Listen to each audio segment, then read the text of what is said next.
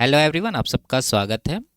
Algebra से जो भी सवाल इन सारे एग्जाम्स में पूछे गए हैं, हम लोग उन सवालों को टाइप वाइज सॉल्व कर रहे हैं, जिसमें टोटल 7 टाइप हम लोगों ने कवर कर लिया। चलिए आज की क्लास में इससे आगे के सवाल सॉल्व करते हैं, जिसमें 3 अलग अलग टाइप हम लोग कवर करने वाले हैं। ठीक है, तो शुरू करते हैं। उससे पहले चैनल पर नया है तो चैनल को सब्सक्राइब कर लीजिए। आगे बढ़ते हैं। चलिए सबसे पहले मान रखने पर आधारित जो भी सवाल पूछे गए हैं उसको सॉल्व करते हैं। पहला सवाल है, जब x बराबर -1 है तो इसका मान क्या होगा। ठीक है, सिंपल सा सवाल है। इसमें आप देख रहे हैं कि x का मान -1 दिया गया है। अगर इसमें x का मान -1 रखेंगे तो ये क्या बनेगा, यहाँ पर स्क्वायर करना है तो -1 का स्क्वायर क्या हो जाएगा, +1। और ये -5 पहले से है, तो कुल मिला के ये कैलकुलेट करने के बाद -4 इसका आंसर होगा। ऑप्शन नंबर 4 में दिया गया है। आगे, जब x बराबर 9, y बराबर 3 और z बराबर 8 हो तो इसका मान क्या होगा। ठीक है, तो देखिए यहाँ पर आप देख सकते हैं कि x की पावर 1/2 है और z की पावर 2/3 है, यानी पावर फ्रैक्शन में दे रखा है। लेकिन ऑप्शन में अगर देखें तो कहीं पर भी पावर फ्रैक्शन में नहीं है, इसका मतलब ये फ्रैक्शन हटाया जाएगा। तो इसको हटाने के लिए आप क्या करेंगे, देखिए x का मान दे रखा है 9, तो 9 को हम लोग क्या लिख सकते हैं, 3 की पावर 2। ठीक है, और ये 1/2 पहले से है पावर में, ये लिख देंगे। उसके बाद गुना देंगे। y का वैल्यू क्या है, देखिए 3 है और यहाँ पर माइनस का 1 है पावर में। अब जानते हैं कि पावर में अगर माइनस रहता है तो वो क्या हो जाता है, रेसिप्रोकल हो जाता है, यानी कि ये जो 3 है ये 1/3 हो जाएगा। ठीक है, उसके बाद z की बात करें तो z का देखिए क्या वैल्यू है, 8 है। 8 को हम लोग क्या लिख सकते हैं, 2 की पावर 3, और इस पर पहले से पावर है 2/3, तो ये लिख देंगे। अब देखिए यहाँ पर ये 2 और ये 2 कट जाएगा क्योंकि इन दोनों में गुना का संबंध होता है। उसी तरह यहाँ भी 3 3 कट जाएगा और ये देखिए क्या बचा, 3 की पावर 1 यानी 3, और यहाँ पर 3 नीचे है तो ये दोनों भी कट जाएगा। तो कुल मिलाकर हम कह सकते हैं ये 2 है और ये पावर में 2 बचा, यानी 2 की पावर 2, जिसको हम लोग लिखेंगे 4। तो ऑप्शन नंबर सी इस सवाल का सही आंसर होगा। आगे, जब a बराबर 2 है तो इसका मान ज्ञात करना है। ठीक है, तो देखिए ये रूट के अंदर कोई फार्मूला पे सेट नहीं हो रहा है, इसलिए हमें a का ये वैल्यू डायरेक्ट इसमें रखना होगा। अगर आप वैल्यू रखते हैं तो क्या बनेगा, पहले तो 3 है बाहर, वो होगा। उसके बाद रूट के अंदर क्या बन रहा है, 8a²। a का वैल्यू अगर 2 यहाँ पर रखेंगे तो 2 का स्क्वायर 4, 4 गुना 8 32 हुआ। उसके बाद यहाँ पर अगर 2 लेते हैं a का वैल्यू तो 4 दूना 8 होगा माइनस में, उसके बाद प्लस का 1 है। अब चलते हैं यहाँ पर 17a है, 17 तो होगा ही, a का वैल्यू अगर 2 लेंगे तो 17 दूना 34 हो जाएगा ये। अब इसे कैलकुलेट करिए, ये 3 है, ये कितना हो गया, 32 1 33, 33 में 8 घटा 25, 25 का वर्गमूल लेंगे तो 5 आएगा बाहर, और प्लस का 34 है। तो 5 दिया 15 प्लस 34, कुल मिला के 49 जो है इस सवाल का आंसर होगा। ऑप्शन नंबर 4 में दिया गया है। आगे, यदि x का मान 5 है, y का मान -5 है तो इसका मान ज्ञात कीजिए। ठीक है, तो देखिए इस सवाल में अगर आप x और y का डायरेक्ट वैल्यू रख के कैलकुलेट करेंगे तो काफ़ी ज़्यादा लेंदी होगा।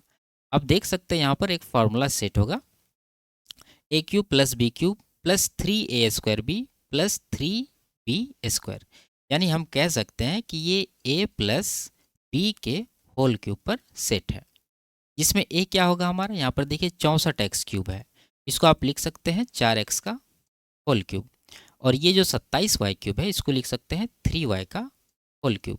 तो ये हो गया हमारा a, ये हो गया b। तो यहाँ पर अगर आप रखते हैं तो क्या बनेगा, ये बन जाएगा आपका 4x + 3y का होल क्यूब। अब यहाँ पर आप x का 5 और y का -5 रखेंगे तो क्या बनेगा, 5 चौके 20, और यहाँ पर प्लस है और यहाँ पर देख रहे हैं आप माइनस है, तो माइनस प्लस माइनस हो जाएगा, 5 दिया 15, और इसका करना है क्यूब। तो ये घटाने के बाद 5 बनेगा, 5 का क्यूब कितना हो जाएगा, 125, और यही इस सवाल का आंसर है, ऑप्शन नंबर 2 में दिया गया है। आगे, यदि a बराबर 2 है, y बराबर 5 है तो इसका मान ज्ञात करना है। ठीक है, तो इसको भी थोड़ा सा आप सिंप्लीफाई कर सकते हैं। देख रहे हैं आप y कॉमन है तो y कॉमन लेंगे और साथ साथ मान बैठा देंगे। ठीक है, तो y का मान 5 आ जाएगा। अगर यहाँ से आप y कॉमन लिए तो बचा गया 5x, तो 5 रहेगा, ये x का मान देखिए क्या दिया है 2, तो दे यहाँ पर बैठा दीजिए, और माइनस का यहाँ पर क्या बचा, y अगर आप कॉमन लिए तो केवल y बचा, y का मान 5 है तो 5 यहाँ पर रख दीजिए। तो कुल मिला के 10 माइनस 5, 5 गुना 5, 25 इसका आंसर होगा, ऑप्शन नंबर बी। आगे,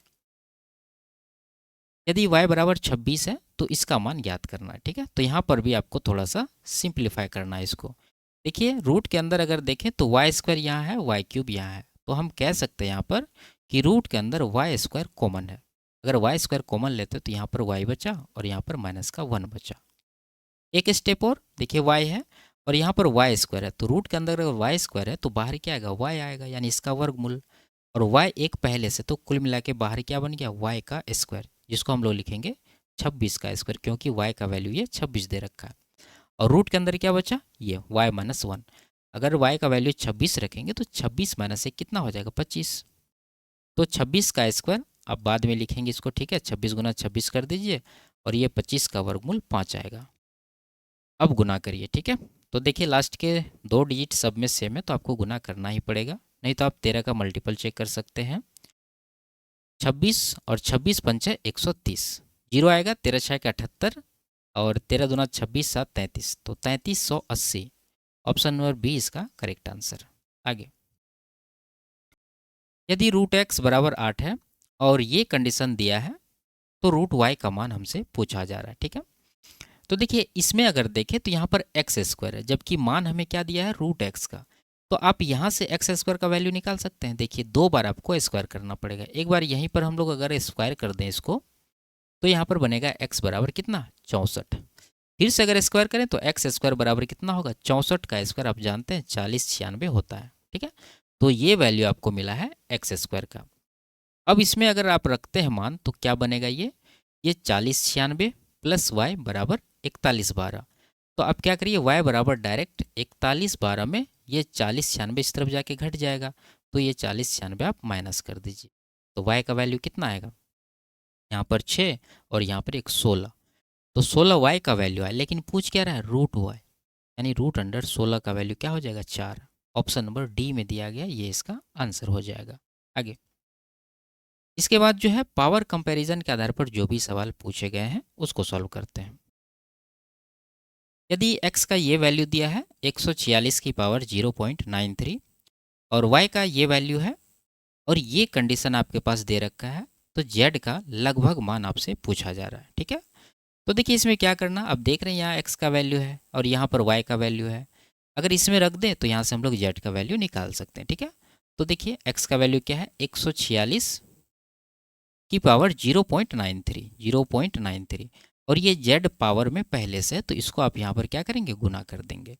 बराबर राइट साइड क्या है, y की पावर 7, तो y का मान यहाँ देखिए 146 की पावर 0.22 है, तो 146 की पावर 0.22 करेंगे और ये जो 7 पहले से पावर में ये गुना हो जाएगा। अब यहाँ पर आपको क्या करना है, अब देख रहे हैं कि यहाँ पर आधार दोनों का बराबर है 146। अगर आधार बराबर रहता है तो पावर को क्या करते हैं हम लोग, बराबर करते हैं। तो यहाँ से भी आपको पावर बराबर करना है। तो यहाँ से जेड का वैल्यू कितना होगा, 22 सत्ते 154, यानी कि 1.54 आया और ये गुना में है 0.93, इस तरफ आके भाग में आ जाएगा, यानी कि 0.93 हो जाएगा। पॉइंट 2 अंक के पहले नीचे भी है ऊपर भी है, तो पॉइंट को आप हटा दीजिए। अब 93 से 154 को डिवाइड करना है। ठीक है, तो 9 दूना 18, 2 बार में तो लगेगा ही नहीं, एक बार में लगेगा, उसके बाद पॉइंट आएगा। तो यहाँ पर ऑप्शन नंबर 1 में है केवल 1 के बाद दशमलव, ये इसका करेक्ट आंसर होगा। ठीक है, आगे, यदि ये है x का वैल्यू और y का वैल्यू ये है, ये कंडीशन दे रखा है, तो z का मान ज्ञात करना। ठीक है, तो इसको भी उसी तरह से करेंगे। z का वैल्यू आप रख दीजिए 12 की पावर क्या है, 0.36 और यहाँ z पावर में पहले से, तो यहाँ पर z गुना आ जाएगा। बराबर राइट साइड की अगर बात करें तो y का वैल्यू लेना है जो कि दे रखा है 12 की पावर 0.64। ठीक है, और यहाँ पर 4 जो है पहले से पावर में है, तो 4 यहाँ पर क्या हो जाएगा, गुना हो जाएगा। अब आप देखिए कि यहाँ भी आधार बराबर है, आधार अगर बराबर रहता है तो पावर को क्या करते हैं, बराबर कर देते हैं। तो यहाँ से अगर बराबर करेंगे तो z बराबर क्या हो जाएगा, यहाँ पर आप लिख सकते हैं 0.64 गुना 4 बटा ये 0.36। कटाएंगे इसको 4 से, पहले आप पॉइंट हटा दीजिए, 2 अंक के पहले नीचे ऊपर है तो ये हट जाएगा। 4 से ये 9 बार में कटा तो 64/9 इसका आंसर होगा, लेकिन आंसर डेसिमल में है तो डिवाइड करेंगे। ठीक है, तो 9 सत्ते 63 बचा 1 9 का 9 जाएगा, यानी 7.1 के करीब जो इसका आंसर होगा ऑप्शन नंबर 3 में दिया गया है। आगे, ये भी उसी तरह का सवाल है, आप इसको खुद से सॉल्व कर लीजिए। आगे, m के किस मान के लिए ये संतुष्ट होगा, यानी m का वैल्यू आपको फाइंड करना है। ठीक है, तो देखिए कहाँ पर है m, ये रहा आपका m। आप देख सकते हैं ये जो पावर है 9m प्लस 20, इसका आधार क्या है 8/21। अगर लेफ्ट साइड देखें तो यहाँ पर 8/21 है, लेकिन ये 21/8 है इसका रेसिप्रोकल, और यहाँ भी 21/8 है इसका रेसिप्रोकल। तो यहाँ पर आप दो चीज़ कर सकते हैं, एक तो ये कि सबको 8/21 कर लीजिए आधार को, या नहीं तो सभी आधार को 21/8 कर लीजिए। तो इसको हम लोग रहने देंगे, यानी 8/21 सबको कर लेंगे, क्योंकि यहाँ अगर आप पलटिएगा तो इन दोनों को माइनस में लिखना पड़ेगा। तो इसको अगर 8/21 बनाएंगे, यानी रेसिप्रोकल कर देंगे, तो पावर क्या हो जाएगा, नेगेटिव हो जाएगा। अगर पहले से नेगेटिव है तो पॉजिटिव हो जाएगा, तो ये 12 प्लस में था माइनस में आ जाएगा। और ये जो है दूसरा, इसको ऐसे ही लिख देंगे क्योंकि इसे हम लोग कुछ नहीं किए हैं। और ये 21/8 है, इसको 8/21 बनाएंगे तो पावर माइनस में 14 आ जाएगा, बराबर राइट साइड जो है वही रहेगा, क्योंकि इसमें कोई परिवर्तन हम लोग नहीं किए हैं। अब यहाँ पर आप देखिए आधार बराबर है और बीच में गुना है, तो पावर क्या हो जाएगा, पावर सबका जुट जाएगा। पावर अगर जोड़ेंगे तो यहाँ पर आप देख सकते हैं माइनस का 12 है, और यहाँ पर +14 -14 कट जाएगा, 0 हो जाएगा। तो कुल मिला के जोड़ने के बाद माइनस का 12 आएगा। और राइट साइड पावर क्या है 9m प्लस 20, तो इसको आप डायरेक्ट 9m प्लस 20 के बराबर कर दें, क्योंकि आधार इसका ऑलरेडी बराबर है, आधार बराबर है तो पावर बराबर होगा। तो यहाँ से m का वैल्यू कितना मिलेगा आपको, ये हो जाएगा 20 इस तरफ आएगा तो -32, उसके बाद ये 9 भाग में आ जाएगा, यानी माइनस का 32/9 m का वैल्यू होगा, ऑप्शन नंबर 4 में दिया गया है। आगे, इसके बाद जो है इन्वर्सली और डायरेक्टली प्रोपोर्शनल पर जो भी आधारित सवाल पूछे गए हैं उसको सॉल्व करते हैं। यदि x y के व्युत्क्रमानुपाती है और x बराबर 4 होने पर y बराबर 6 है, तो y बराबर 32 होने पर x का मान ज्ञात कीजिए। ठीक है, तो देखिए इस सवाल को सॉल्व करने का जो सबसे अच्छा तरीका है वो ये है कि आपको यहाँ पर देखना होगा कि कौन सा वैल्यू दिया गया है। यहाँ x है, y है, और फिर से y दिया गया है, x का पूछ रहा है, यानी कि y का दोनों वैल्यू आपके पास दिया गया है। तो इसका रेशियो ले लीजिए। y के वैल्यू का अगर रेशियो ले तो ये पहले 6 था, बाद में 32 हुआ। 2 से कटाएंगे 3 बार में, 2 से कटाएंगे ये 16 बार में, यानी y जो है 3 से 16 हो रहा है। तो आप बता सकते हैं यहाँ पर x किस अनुपात में होगा, ये कह रहा है जो x y के व्युत्क्रमानु यानी उल्टा अनुपात होता है। तो ये 3/16 है तो ये हो जाएगा 16:3। अब देखिए पहले x का वैल्यू दे रखा था 4, यानी हम कह सकते हैं कि ये जो 16 है इसका वैल्यू इन्होंने 4 दे रखा था। तो ये 3 का वैल्यू कितना होगा, ये देखिए 16 से 4 हुआ, यानी कि ये 1/4 हुआ। तो इसको भी आप क्या कर दीजिए 1/4, तो ये आ जाएगा 3/4। तो इस तरह से इसका आंसर हम लोग आराम से निकाल लेंगे। ठीक है, आगे, एक्स वाई के व्युत्क्रमानुपाती बदलता है तथा वाई जेड के व्युत्क्रमानुपाती बदलता है। एक विशेष मामले में x बराबर 16 है और z बराबर 1/32 है। यदि z बराबर 3 है तो x का मान क्या होगा। ठीक है, देखिए ये कह रहा है कि ये जो x है ये y के इन्वर्सली प्रोपोर्शनल है और y जो है z के इन्वर्सली प्रोपोर्शनल है। तो आप बता सकते हैं कि x और z में क्या संबंध है, इसके लिए आपको यहाँ पर लिखना पड़ेगा। देखिए इस स्टेटमेंट को हम लोग लिख सकते हैं x जो है y के इन्वर्सली प्रोपोर्शनल है, दूसरा y z के है, तो यहाँ पर लिखेंगे y जो है ये z के इन्वर्सली प्रोपोर्शनल है। तो ये चीज़ आपको लिख कर समझना है। अब आप देख सकते हैं कि ये y बराबर 1/z होता है। अगर y का वैल्यू यहाँ पर रखेंगे तो ये कुल मिला के क्या बन जाएगा, ये देखिए y का वैल्यू 1/z रखेंगे तो z कुल मिला के ऊपर चला जाएगा। तो यहाँ पर हमें मिला ये जो x है ये z के डायरेक्टली प्रोपोर्शनल है। ठीक है, अब देखिए यहाँ पर z का दो वैल्यू है, पहला कंडीशन का 1/32 और दूसरा कंडीशन का 3। तो z देखिए किस अनुपात में बदलता है, 1/32 है और इधर 3 है। अगर इसको थोड़ा सा सिंप्लीफाई करेंगे तो ये क्या बन जाएगा, ये 1/32 से अगर पूरा को गुना करेंगे तो 32 या 96 हो जाएगा। ठीक है, तो ये रेशियो आया z का। तो जेड का जब ये रेशियो है तो एक्स का भी यही रेशियो होगा, क्योंकि ये दोनों डायरेक्टली प्रोपोर्शनल है। अब देखिए एक्स का मान क्या है, 1/16। पहले कंडीशन का देखिए एक्स का मान 1/16 है, जबकि यहाँ पर है 1। तो 1 यूनिट का वैल्यू 1/16 हुआ, तो 96 यूनिट का हमें निकालना है, जो कि एक्स के बाद वाला वैल्यू होंगे। तो उसके लिए क्या करना होगा, 96 गुना 1/16 करना होगा। ठीक है, तो 16 से इसको कटाएंगे तो 6 बार में कटेगा, तो यही 6 जो है आपका आंसर हो जाएगा। ऑप्शन नंबर 1 में दिया गया है। ठीक है, आगे एक्स वाई के व्युत्क्रमानुपाती बदलता है तथा वाई जेड के व्युत्क्रमानुपाती बदलता है। एक विशेष मामले में x बराबर 1/2 है, z बराबर 1/74 है। यदि z का मान 7 है तो x का मान क्या होगा। ठीक है, तो पिछले सवाल के जैसा ही है, दोनों एक दूसरे के इन्वर्सली प्रोपोर्शनल है, तो हम लोग कह सकते हैं ये जो x है ये z के डायरेक्टली प्रोपोर्शनल है। अब देखिए z का कौन कौन सा वैल्यू है। पहला वैल्यू जो कि है 1/74 और दूसरा वैल्यू जो दे रखा है ये 7 है। अगर इसको आप फ्रैक्शन को हटाइएगा तो 74 से गुना करना होगा पूरा रेशियो में, तो यह बन जाएगा 1 गुना कितना, 7 चौके 28 बचा 2, 7 सत्ते 49, 2 51, यानी कि 1:518 जेड का अनुपात है। अब हमें निकालना है एक्स का। जब जेड का ये अनुपात है तो एक्स का भी यही अनुपात होगा। देखिए एक्स का पहले वाला वैल्यू क्या है, 1/2, तो ये हो जाएगा 1/2। तो दूसरा वैल्यू आपको निकालना है, तो क्या होगा यहाँ पर देखिए ये है पहले वाला जेड का, और इसी अनुपात में एक्स को भी रखना है, तो 1 यूनिट का वैल्यू हम कह सकते हैं 1/2 है। तो ये 518 यूनिट का वैल्यू क्या होगा, इसका भी 1/2 गुना कर दीजिए, तो ये आ जाएगा 259। ठीक है, तो ऑप्शन नंबर 2 में दिया गया है, ये इसका करेक्ट आंसर है। आगे यदि एक्स वाई क्यूब माइनस 1 के व्युत्क्रमानुपाती है तथा y बराबर 4 होने पर x 6 के बराबर है, तो y बराबर 8 होने पर x का मान ज्ञात कीजिए। ठीक है, तो यहाँ पर आपको सॉल्व करना पड़ेगा। देखिए ये स्टेटमेंट को अगर लिखें तो किस तरह से लिखेंगे, x जो है ये y क्यूब माइनस 1 के इन्वर्सली प्रोपोर्शनल है, तो ये इस तरह से लिखा जाएगा।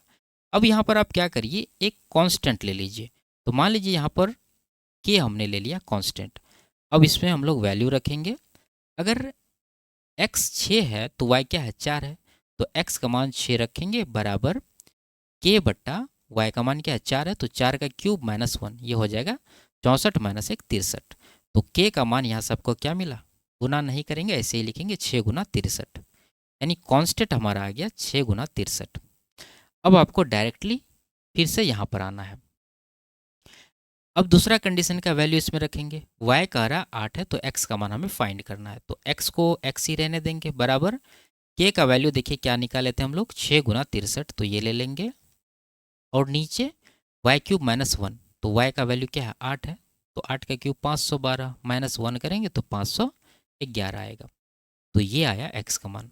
कट रहा है, कटा देंगे, देखिए ये 9 से कट रहा है, ये नहीं कट रहा है, 7 से कट रहा है, 7 7 49, 7 21, 7 9 63, तो 9 छा के 54, नीचे आ गया 73, तो 54/73 ऑप्शन नंबर 4 में दिया गया है, ये इसका करेक्ट आंसर है। ठीक है, तो पीछे वाले सवाल को भी आप इस तरह से कांस्टेंट लेकर सॉल्व कर सकते हैं। ठीक है, आगे y x प्लस 3 के समानुपाती है। यदि x बराबर 1 पर y बराबर 8 हो तो x बराबर 2 पर y का मान क्या होगा। ठीक है, तो यहाँ पर भी आप लिख सकते हैं। देखिए अगर ये इसके डायरेक्टली प्रोपोर्शनल है तो आप इसको किस तरह से लिखेंगे, ये x प्लस 3। ठीक है, और यहाँ पर आपको एक कांस्टेंट लेना पड़ेगा, मान लेते हैं कि है कांस्टेंट, तो पहले आपको कांस्टेंट का वैल्यू निकालना होगा ये मान से। ये जो x बराबर 1 है, y बराबर 8 है, तो y का मान अगर 8 लेते हैं तो x का मान क्या होगा, 1 होगा, 1 प्लस 3 4, यानी कि 4 के यहाँ पर मिलेगा, 4 से कटेंगे इसको 2 बार में, यानी कांस्टेंट हमारा क्या है 2 है। अब फिर से आपको डायरेक्टली कहाँ आना है, यहाँ पर आना है। अब दूसरा कंडीशन का वैल्यू यहाँ पर रखिए, y का मान हमें निकालना है। ठीक है, बराबर x का मान क्या है 2 है, तो 2 प्लस 3 कितना हो जाएगा 5, और k का मान क्या था 2 था, तो हम कह सकते हैं कि y बराबर 5 दूना 10 होगा। ऑप्शन नंबर 1 में दिया गया, ये इसका आंसर होगा। ठीक है, आगे इसके बाद मिसलेनियस टाइप जो भी पूछे गए उसको सॉल्व कर लेते हैं। x प्लस 3 के होल क्यूब के प्रसार में x का गुणांक क्या है।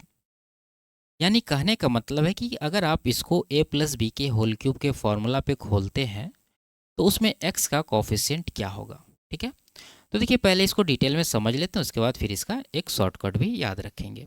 अगर आप इसको a प्लस बी के होल क्यूब के फॉर्मूला पर खोलेंगे तो क्या होगा, पहले x का क्यूब यानी एक्स क्यूब, उसके बाद 3 का क्यूब यानी 27, उसके बाद क्या होता है फॉर्मूला यहाँ पर लिखते हैं a cube plus b cube plus 3a² b plus 3ab²। ये फॉर्मूला आपको लगाना है जब भी आपको ये कॉफिशिएंट वाला सवाल दिखे। ठीक है, उसके बाद हमें करना है 3a²b, तो ये कितना होगा 3 तिया 9 x²। उसके बाद 3ab², तो यहाँ पर 9 तिया 27 गुना x, ये हो जाएगा 27x। तो इसमें आप देख सकते हैं कि ये पूछ रहा है x का गुणांक, तो ये x क्यूब है, इसको नहीं देखेंगे, x² यहाँ पर इसको भी नहीं देखेंगे, इसमें तो कुछ है ही नहीं, और यहाँ पर केवल x है, तो इसका गुणांक हमें निकालना है। तो x के अलावा यहाँ पर क्या दिख रहा है आपको 27, तो ऑप्शन नंबर डी में है, ये इसका आंसर होगा।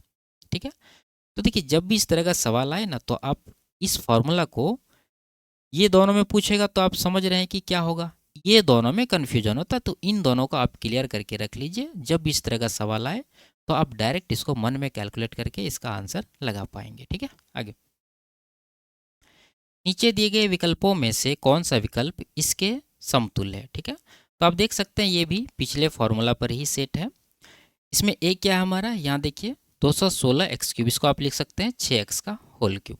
देख लीजिए ऑप्शन में कहाँ पर है, 6x यहाँ है, यहाँ। उसके बाद दूसरा इसको आप लिख सकते हैं 7y का होल क्यूब, तो बी हमारा 7y हो गया, यहाँ पर दे रखा है, तो ऑप्शन नंबर बी इसका करेक्ट आंसर होगा। आगे यदि ये दो कंडीशन आपके पास है तो x माइनस वाई का मान ज्ञात करना है। ठीक है, तो देखिए इसमें यह है x बटा x प्लस वाई। अगर x का मान हम 5 माने तो यहाँ पर x का मान 5 होगा, और यहाँ 6 दे रखा है, इसका मतलब हम कह सकते हैं कि y का मान यहाँ क्या लिया गया है, 1 लिया गया। देखिए सेटिस्फाई कर गया, x का 5 और y का 1। यहाँ पर एक बार चेक कर लीजिए, अगर x का 5 रखेंगे तो 5 दूना 10 बनेगा, y का 1 रखेंगे तो 3 1 का 3, क्या 10 माइनस 3 7 हो रहा है, हो रहा है। इसका मतलब यही मान यहाँ पर भी हमें रखना है, x का 5 y का 1।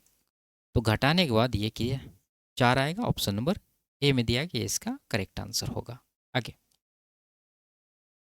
x का कौन सा धनात्मक मान इस समीकरण को संतुष्ट करता है। ठीक है, तो यहाँ पर आपको x का मान निकालना है, तो यहाँ सीधा सीधा क्रॉस मल्टीप्लिकेशन कर दीजिए, तो ये हो जाएगा x²। और ये जब गुना करेंगे तो देखिए गुना करना यहाँ जरूरी नहीं है, इकाई अंक देख लीजिए 9 छाके 54, यानी इकाई अंक 4 आ रहा है, और यहाँ आप देख रहे हैं स्क्वायर है, हमें निकालना है x का मान, तो स्क्वायर हटाना होगा, इधर वर्गमूल लेना होगा। तो आप जानते हैं कि अगर किसी संख्या का इकाई अंक 4 है तो इसके वर्गमूल में इकाई अंक या तो 2 आएगा या नहीं तो 8 आएगा। ठीक है, ऑप्शन में अगर देखें तो 2 यहाँ पर दिया गया, ये इसका करेक्ट आंसर होगा। अगर आपको डिटेल में बनाना है तो आप इसको तोड़ के लिख सकते हैं, 99 को 9 गुना 11, और इसको आप लिखेंगे 11 गुना कितना 16, तो देखिए यहाँ पेयर बन गया, और 9 का वर्गमूल 3, 16 का वर्गमूल 4, तो आप कर सकते हैं कैलकुलेट। आगे निम्नलिखित समीकरण में प्रश्न चिन्ह के स्थान पर कौन सी धनात्मक संख्या आएगी। ठीक है, तो मान लेते हैं यहाँ x क्रॉस मल्टीप्लिकेशन करें तो x² बराबर क्या हो जाएगा, यहाँ देखिए इकाई अंक 6 चौके 24, यानी इकाई अंक 4 आ रहा है, अगर वर्गमूल लेंगे तो इकाई अंक या तो 2 बनेगा या नहीं तो 8 बनेगा। ठीक है, ऑप्शन अगर देखें तो यहाँ पर 8 दे रखा है, ये इसका आंसर हो जाएगा। अगर आपको बनाना है तो आप इसको 56 को तोड़ लेंगे इस तरह से, 8 गुना 7, फिर इसको तोड़ेंगे 7 7 49, ठीक है, और 7 दूना 14, 72 आया। और यहाँ पर देखिए 7 का तो पेयर बन गया, एक 7 बाहर आएगा, यहाँ 8 9 72 कर दीजिए, तो एक 8 यहाँ से 8 का 3 आ जाएगा, तो x बराबर कितना हो गया 24 7 168। तो इस तरह से आप डिटेल में लिख करके समझ सकते हैं। आगे इसका सरलीकृत मान ज्ञात करना है। ठीक है, तो देखिए इस तरह का सवाल जब भी आपको दिखे, आप देख रहे हैं कि कोई भी फॉर्मूला पे ये सेट नहीं हो रहा है, तो आपको यहाँ पर एक ही तरीका करना है, वैल्यू पुट। सबसे पहले ऑप्शन देखना है कि ऑप्शन में अगर हम z और y का वैल्यू लें, क्या कोई ऑप्शन एक जैसा होगा। मान लीजिए हमने x नहीं है y और z, इन दोनों का वैल्यू 1 ले लिए, 1 अगर लेंगे तो ये ऑप्शन कितना बनेगा 9 + 90 99 बनेगा, ये ऑप्शन 95 7 102 बनेगा, ये ऑप्शन 109 बनेगा और ये ऑप्शन 84 बनेगा, सभी अलग अलग है। तो आप इस सवाल में भी y और z का 1 वैल्यू रखेंगे, तो ये 3 माइनस 9 माइनस का 6 हुआ, स्क्वायर करेंगे तो 36 आएगा, प्लस 9 3 12 का स्क्वायर 144 आएगा, माइनस यहाँ पर 81 आएगा। कैलकुलेट करिए, ये हो गया आपको 170, 10 180 में 81 घटाएंगे तो कितना आ जाएगा, ये आएगा 99। ऑप्शन नंबर 1 में दिया गया है, ये इसका करेक्ट आंसर होगा। आगे, निम्नलिखित व्यंजक को सरल कीजिए। ठीक है, देखिए ये भी उसी तरह का सवाल है, यहाँ पर भी आपको ए बी और सी का कोई वैल्यू ले लेना है। तो कोशिश करना हमेशा वैल्यू 1 या -1 या फिर 0 लेंगे, ताकि आपको कैलकुलेशन करने में आसानी हो। और वैल्यू को सबसे पहले ऑप्शन में रख करके ऑप्शन का मान ज्ञात कर लेंगे, फिर उसके बाद सवाल में रख करके देख लेंगे कौन सा आ रहा है, उसके अकॉर्डिंग आंसर लगा देंगे। ठीक है, आगे, रोहन के पास इतना रुपया है, उसने इतना रुपया खर्च कर दिया, अब रोहन के पास कितने पैसे हैं। यानी कहने का मतलब ये टोटल पैसा है रोहन का, और इतना इन्होंने क्या किया, खर्च कर दिया, तो कितना बचा, सीधा सीधा आपको माइनस करना है। तो 3x² में 2x² माइनस करेंगे तो कितना बचेगा, x²। ठीक है, सभी में है। और 5xy में 5xy माइनस करेंगे तो ये कट ही जाएगा। 7y² में 4y² घटाएंगे तो 3y² प्लस में होगा। तो प्लस में 3y² यहाँ पर है, ऑप्शन नंबर 1 इसका आंसर होगा। आगे, रमेश ने एक दुकान से इतना रुपया प्रति गुड़िया की दर से खरीदी। रमेश द्वारा दुकानदार को भुगतान की गई कुल धनराशि ज्ञात कीजिए। यानी इतना गुड़िया है और ये गुड़िया का रेट है, तो दोनों को गुना करेंगे तो कुल पैसा हमें प्राप्त हो जाएगा। तो गुना करिए, 4x गुना x करेंगे तो 4x²। यहाँ पर x² है, हटा दीजिए, यहाँ भी हटा दीजिए। ये दोनों में लास्ट वाला देख लीजिए, अगर -3y को +y से गुना करेंगे तो माइनस का 3y² आएगा। यहाँ पर है केवल, ये इसका करेक्ट आंसर होगा। ठीक है, आगे, x का वह मान ज्ञात कीजिए जो निम्नलिखित समीकरण को संतुष्ट करता है। तो यहाँ पर आपको सॉल्व करके x का वैल्यू निकालना होगा। देखिए यहाँ 2 गुना 3x² करेंगे तो 6x² होगा, और स्क्वायर वाला कहाँ मिल रहा है, यहाँ पर 3 दूना 6x², ये माइनस में ये प्लस में, तो आप इसको हटा दीजिए यहीं पर। ठीक है, अब अचर पद हमें क्या मिल रहा है, 2 छाके 12 माइनस का 12। उसके बाद यहाँ पर मिल रहा है आपको 3 बचे 15, तो माइनस माइनस प्लस का 15 हो जाएगा। और x वाला 3 गुना 8x करेंगे तो माइनस का 24x आपको यहाँ पर मिलेगा, बराबर 14। ठीक है, अब देखिए यहाँ पर माइनस का 24x बराबर कितना होगा, ये कैलकुलेट करने के बाद प्लस का 3 उस तरफ जाएगा, घट जाएगा, यानी कि 11 बचेगा। तो x बराबर यहाँ पर 11/24, यानी माइनस में 11/24 इसका आंसर होगा, ऑप्शन नंबर 4। आगे, x का वह मान ज्ञात कीजिए जो निम्नलिखित समीकरण को संतुष्ट करता है। सेम सवाल है, आप यहाँ पर खुद से इसको सॉल्व करके x का वैल्यू निकाल लीजिए। आगे, इसको सरल करना, तो इसमें आप देख सकते हैं कि जैसा सवाल है उसी तरह से यहाँ पर ऑप्शन भी दे रखा है, तो यहाँ पर आपको वैल्यू पुट करना है। और एक ही वेरिएबल है x, तो मान लेंगे x का वैल्यू हम 1। ठीक है, और देखेंगे ऑप्शन में रख के, अगर यहाँ रखते हैं 11 3 14, माइनस का 14 प्लस का 2, कुल मिला के ये माइनस का 12 आया। यहाँ पर सभी माइनस में, तो 11 3 14 2 16 आया माइनस में। और यहाँ 11 2 13 में से 3 घटाएंगे तो यहाँ पर प्लस का 10 आएगा। ठीक है, तो +10, और यहाँ पर 11 में से 5 घटा 6 आएगा। अब हमें रखना है ऑप्शन में वैल्यू x का 1। अगर यहाँ 1 रखते हैं तो 6 में से 3 घटा 3, प्लस यहाँ पर 1 में से 4 घटा -3 गुना 5 माइनस का 15। ठीक है, तो माइनस का 15 लिख दीजिए, और प्लस का 18। तो 18 3 21 में 15 घटा 6 आया। कौन सा ऑप्शन में 6 आया था, ऑप्शन नंबर 4 में, ये इसका करेक्ट आंसर हो जाएगा। ठीक है, आगे सरल कीजिए, सेम वही सवाल है, यहाँ पर भी x का वैल्यू आप 1 -1 कुछ भी रख सकते हैं, और पहले वैल्यू रखेंगे ऑप्शन में, उसके बाद सवाल में रख करके आंसर लगा देंगे। ठीक है, आगे, तो ये लास्ट सवाल था। वीडियो आपको कैसी लगी कमेंट में ज़रूर बताइए। अच्छी लगी तो वीडियो को लाइक शेयर और चैनल को सब्सक्राइब कर लीजिए। फिर मिलते हैं अगले क्लास में, तब तक के लिए बाय बाय, टेक केयर।